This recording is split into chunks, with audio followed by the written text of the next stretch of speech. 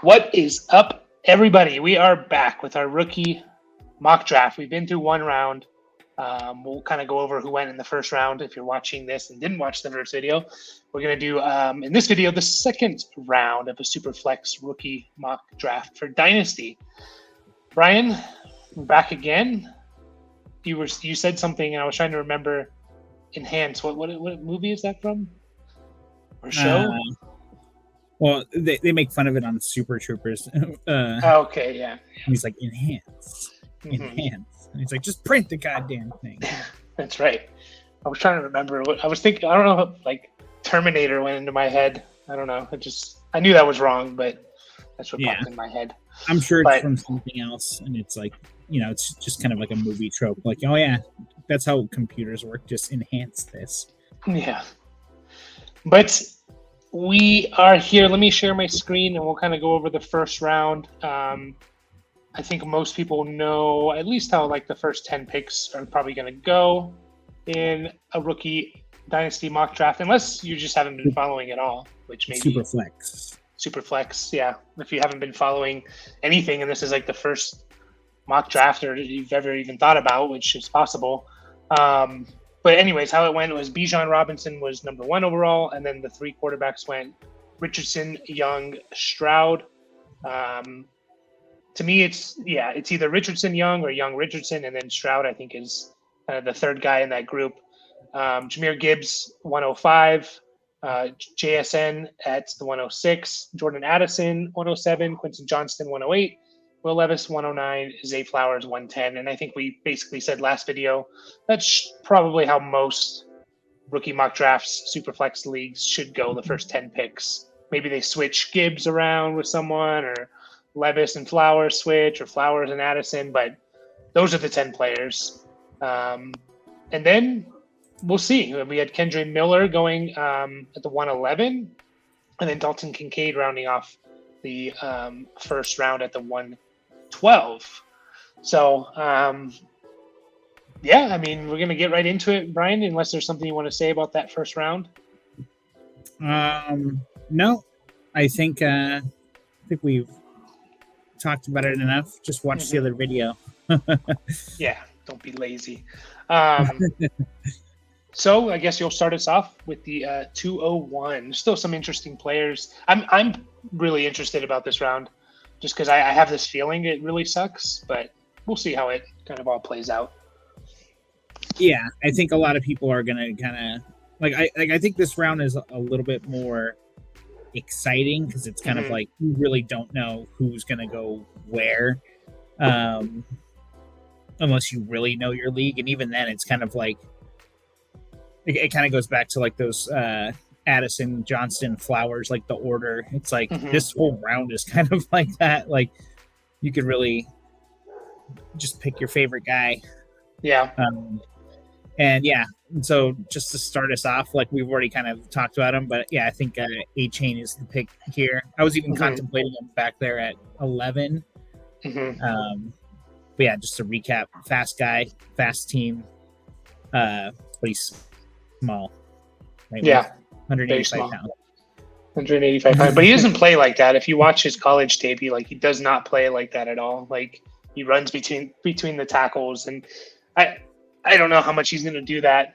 I was really worried to him kind of falling into the wrong hands. I think Miami is like the perfect spot for him. I think they're going to know how to use him in his strengths. Whether that, do I think he's going to have 15 plus touches every game? No.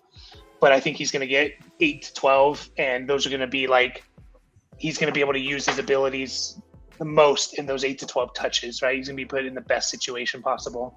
Yeah. And he's got 2 guys made out of like aluminum foil in front of him, just like tumble them up. And they're both older. I know Mostert's like 32, which is ancient for a running back. I think Wilson's like 28 or 29 or something, but which is also old for a running back. But yeah, I think A-Chain's a good pick here. Also, we've mentioned best player available. As you get deeper into these drafts, it becomes a little less obvious who's best player available. So you can definitely go for like position of need a little bit more. If you want to reach a couple picks for a guy or something. So I think here I'd probably, and this is a guy I personally need to go back and watch a little bit more because I didn't watch a whole lot of him because he kind of was like a late riser in the a lot of mock drafts. If you look at their early in the year, January, February, like Mingo was not in a lot of 3-round mock drafts and stuff. And then you started seeing him pop up of like, oh, he's going to be a second, third round pick. It's like, oh, where'd this guy come from? So definitely a guy I need to go back and look. But I like that Carolina took him as their first receiver in round 2 after he was wide receiver 5 taken after the 4 guys in the first round. And they're going to pair him up with Bryce Young. And that's nice. The 2 young guys kind of get to grow together a bit, Yeah.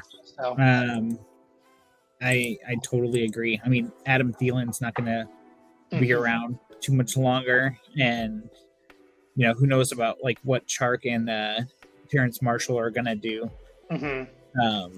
Like moving forward, are they going to like really step up? Like we've seen like small flashes from them, more Chark than Marshall. But yeah, like I like the draft capital. I like the landing spot. Yeah. With Marshall, Terrence Marshall was a second round pick in 2021.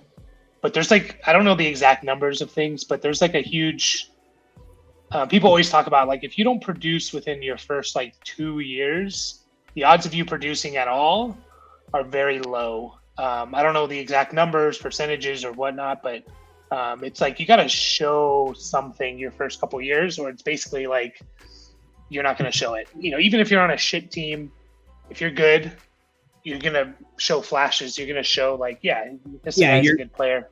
Yeah, you're going to command some target share for sure. Like obviously some people get into bad situations, but you can only use that excuse for so long because you should be able to, look at like Kelsey and Cup and stuff. It's like they always got 2 guys covering them and they're still producing, Not saying they have to be to that level, but, just as an example, like they command targets because they know how good they are, Garrett Wilson. Garrett Wilson with last year. I mean, he put over 1,100 yards with Zach Wilson for majority of those games. So, but yeah. Anyways, I know you were getting into your third pick here. Yeah, the 203.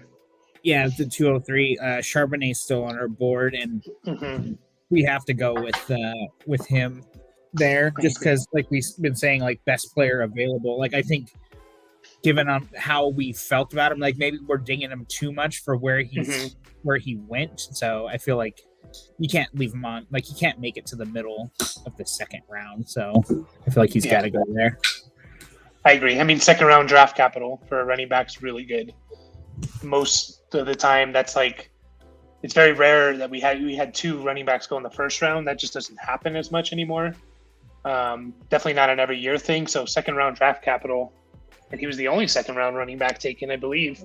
So you still gotta draft him. And what if, he could provide value even if Kenneth Walker's there all year, but what if Walker gets hurt? Then he has huge value. So or what if he's just better than Walker? It's possible. I think Walker's better, but I mean, it's definitely possible. So I agree with that.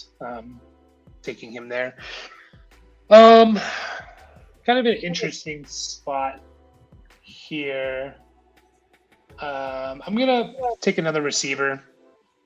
I'm gonna take Marvin Mims. I like, we talked about it before. Dad mentioned it about how, this was Denver's first pick. They didn't have a first round pick.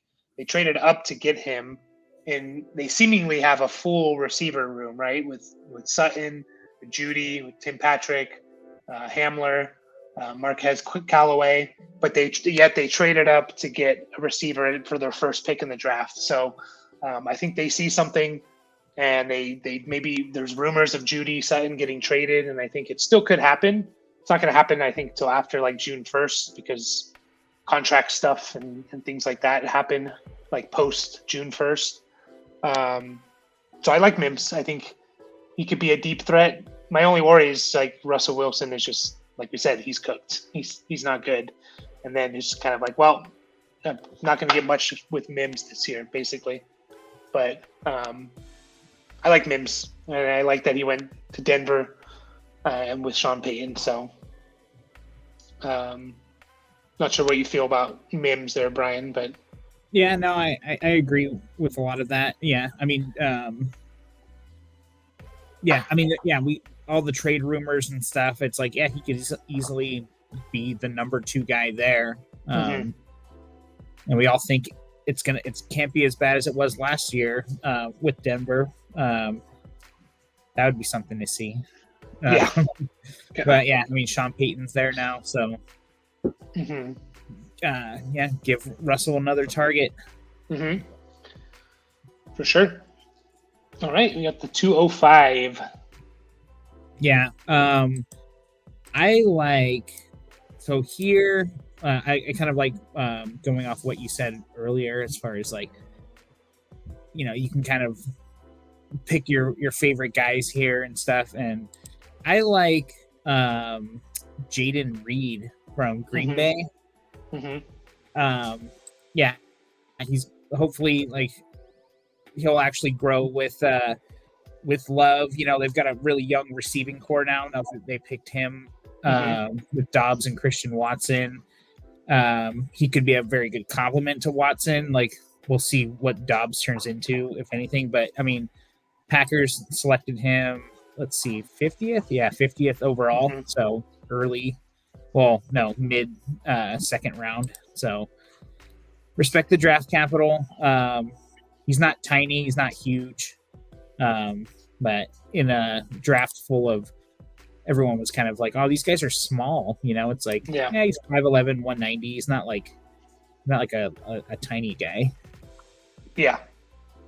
No, he's not. And I really liked him when we first watched the film on him back in like early March. It's like, oh, this guy like makes plays. I like him. So, going to Green Bay.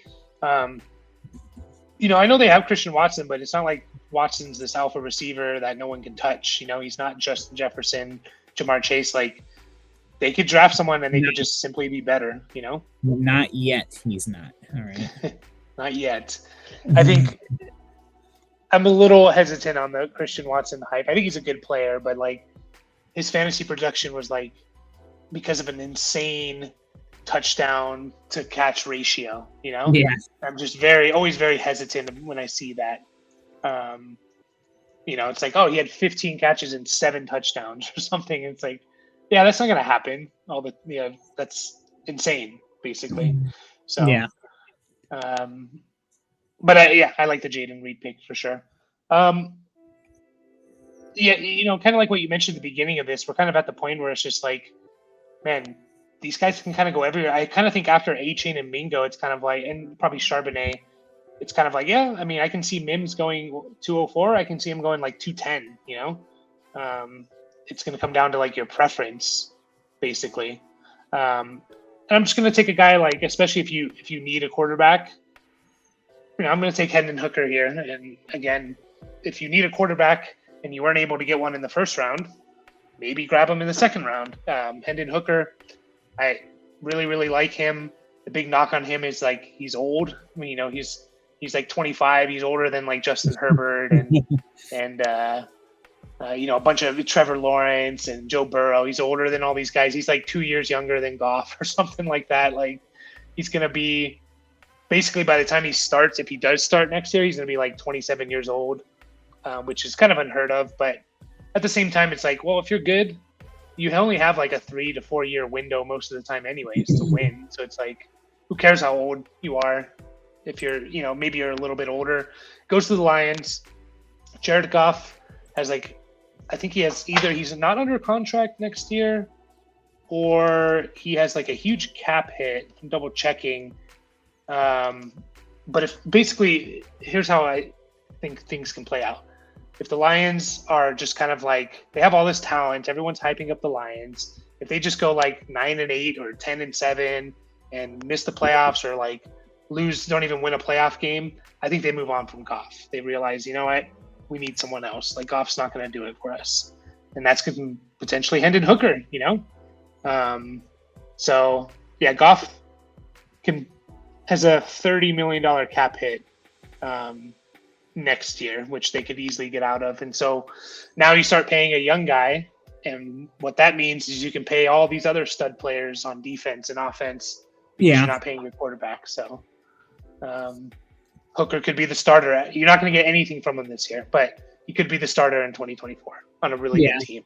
And I think that's actually for people that watched the first video, that kind of plays into, because you took him at Bree's spot at the at the 6th spot.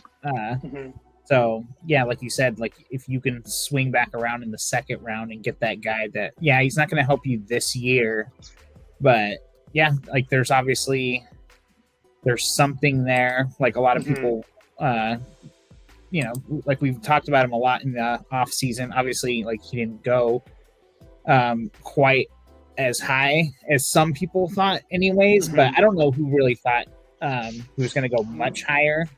But I mean, very early 3rd round, so almost a 2nd rounder. And like you said, landing spot is great. He runs. He's a good runner, which is fantasy gold. Like if he's a starting quarterback, he's going to be a top 12 guy. So all right. So 207. At 107. It's kind of funny. I hope we're not doing like the Denver thing from last year and going all in on the Lions, but I'm going to choose Sam Laporta. Okay. The tight end that Detroit got at 34 overall. I think there's a lot to say about him going before Michael Mayer, which a lot of people, I feel like he kind of fell off in the like closer to the draft in terms of like how people were hyped about him and stuff. And I felt like some of these other guys, like maybe it's because I watched the combine on the day, like the tight ends worked out, but it was like, it's like I haven't heard anything about like I felt like Luke Musgrave was like a name to know like for a while there. Like at the beginning, when I kind of started this process of actually trying to figure out who all these guys were, and didn't really hear a whole lot from him. He did end up going 42nd to the Packers, which I'm seeing. But yeah, like I like that the Lions, did they move up to get him? They did, right? Or did they have that pick from? So. I think they might have had that pick. That would be Arizona's pick. Yeah, maybe they did move up. Yeah. Anyways, I just think that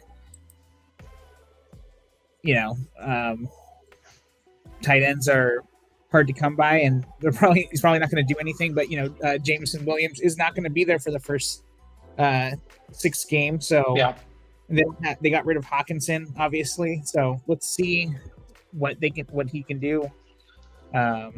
He's competing with Brock Wright and James Mitchell. So it's kind of like if they use him anything like that we saw from flashes from Hawkinson, it's like that could be great. Yeah, for sure. I mean, tight ends and quarterbacks are kind of what I'm going to be targeting a lot in these late 2nd, 3rd, 4th round picks, because it's like, well, it's already like a 10% chance you work out anyways, so it might as well be at a tight end or quarterback position, which are super valuable if you hit, So I mean, and another thing is if they did trade up, either way, even if they didn't, they took him right before Michael Mayer. Literally the pick before Michael Mayer. They could have taken Michael Mayer if they wanted to. A lot of people had Michael Mayer as the tight end 2, thought he was going to go to Detroit maybe in like the 1st round. And they said, no, we like Sam Laporta more. So that could mean they're either like idiots or, they know something, right? So I think here I'm going to take a guy that, just kind of thinking about it, Roschon Johnson went to Chicago in the 4th round. But so his story is he was Bijan Robinson's backup. So he was the backup to like one of the best running backs we've seen in the last 6 years. So he didn't get a lot of play. But when he did, he looked like a stud. He's a big dude. He's like 230. He breaks tackles like a monster. He can pass block. He can catch passes. I honestly think, like, if you told me at the end of the year, like, Roschon Johnson was the third highest scoring running back out of this rookie class, like, I wouldn't be surprised at all. Like, I think he could be the best running back for Chicago. I can't say that for Charbonnet.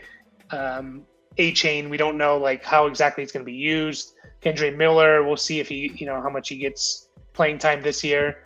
Like, it could be Roschon Johnson, just could be like the third best back this year. And I think there's a lot of like intrigue, because it's like, yeah, we saw him in very limited snaps because he played behind Bijan. So it's like there's a lot of intrigue there for sure. And it's not unheard of. We mentioned it before, like Miles Sanders was Saquon Barkley's backup. Like, it's not unheard of that the backup running back for a college team is actually a good NFL pro. So I like Roschon here for sure. I like him anywhere in this middle of the second round, to be honest. Yeah. I think he does definitely carry like the intrigue, I guess. Mm-hmm. He doesn't necessarily have. I mean, depending on how you feel about Khalil Herbert and Deontay Foreman, like, he might not get a lot of play this year, but I mean, you could easily see him like carving out a role there. Mm-hmm. I think we're all kind of interested to see what kind of offense Chicago actually rolls out this year. I mean, obviously, like, the receiving core got upgraded with DJ Moore. Mm-hmm.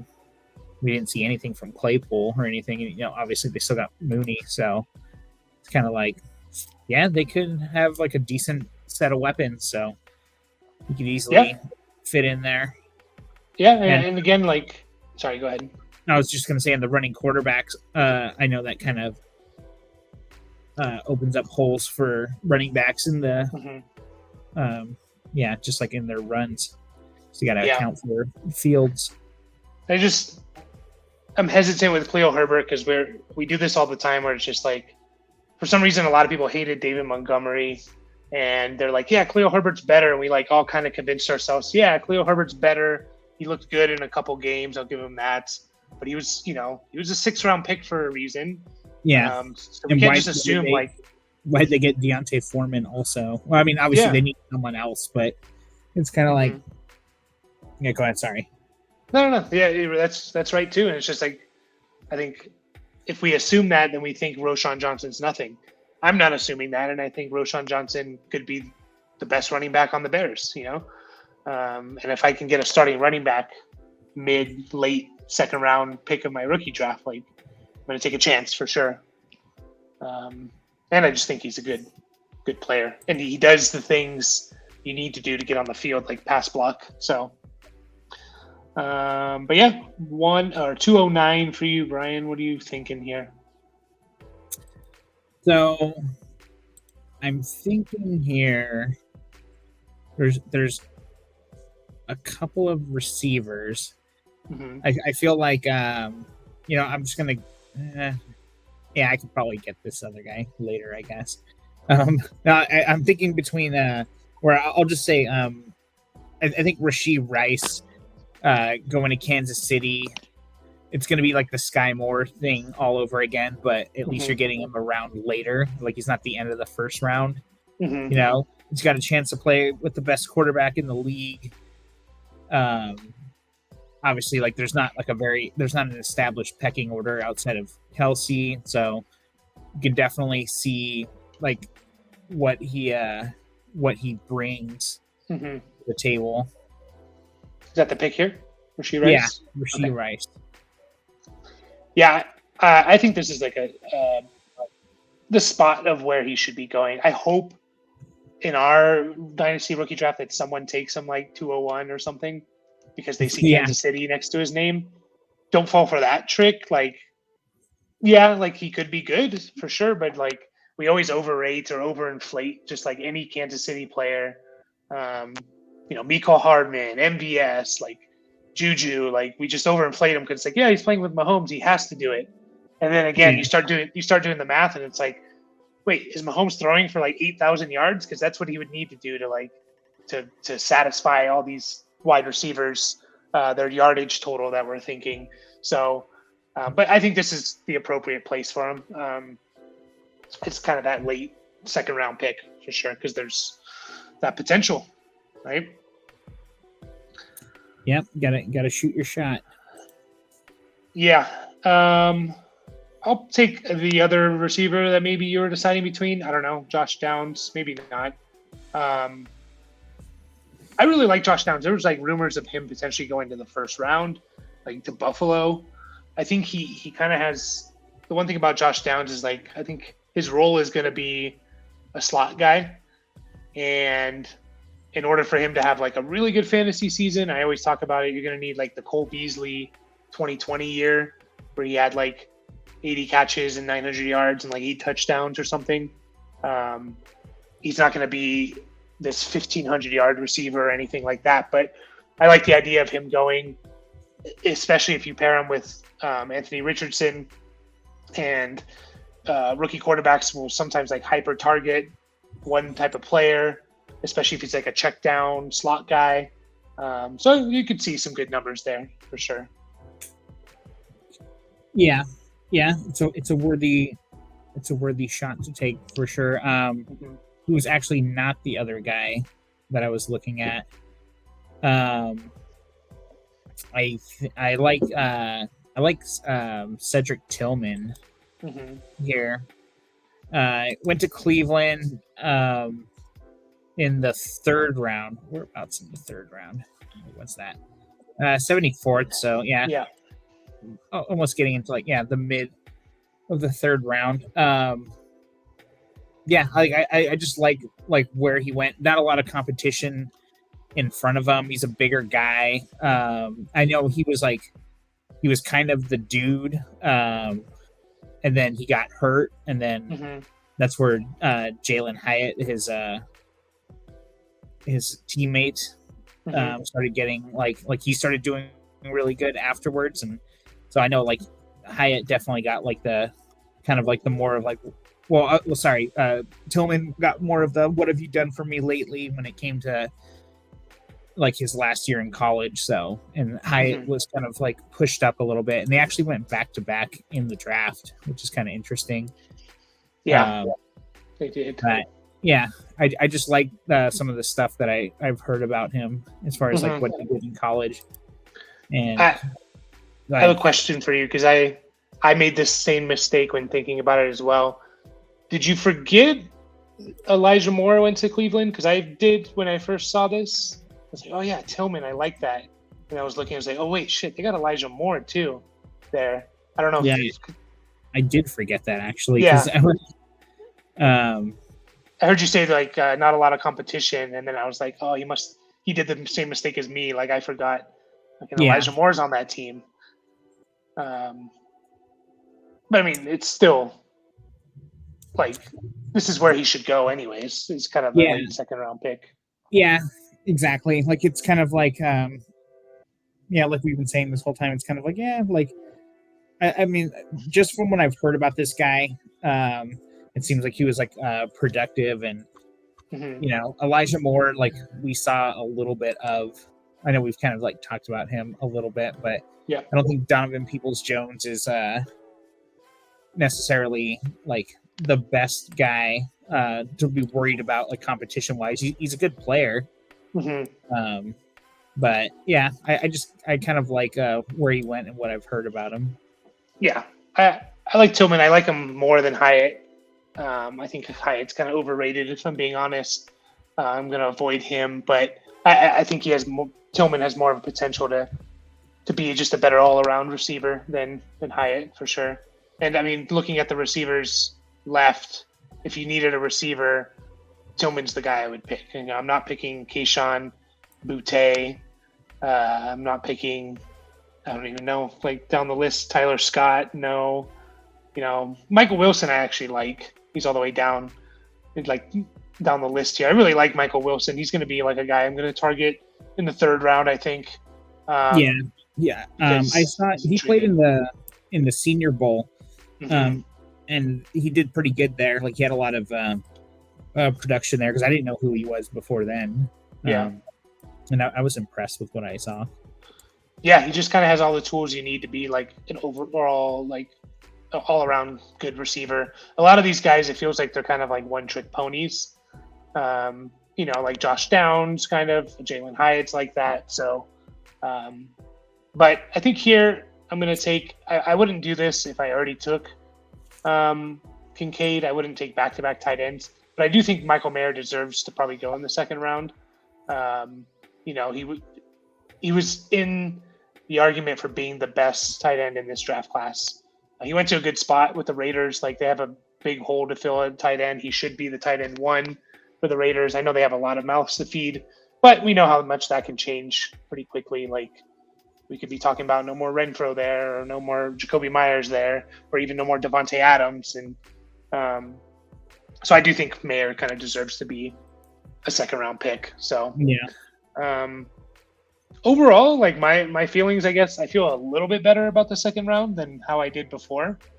There's some guys here for sure. I mean, all of these guys I can see kind of having a path to doing something even this year. So I don't know how you feel about the second round.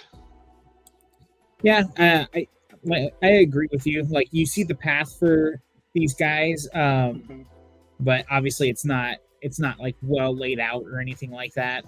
But I mean, a couple of these guys are going to be like totally relevant, like, I think there's a lot of like, we have to wait and see with this round, which is kind of to be expected. And that's only going to get like even more so.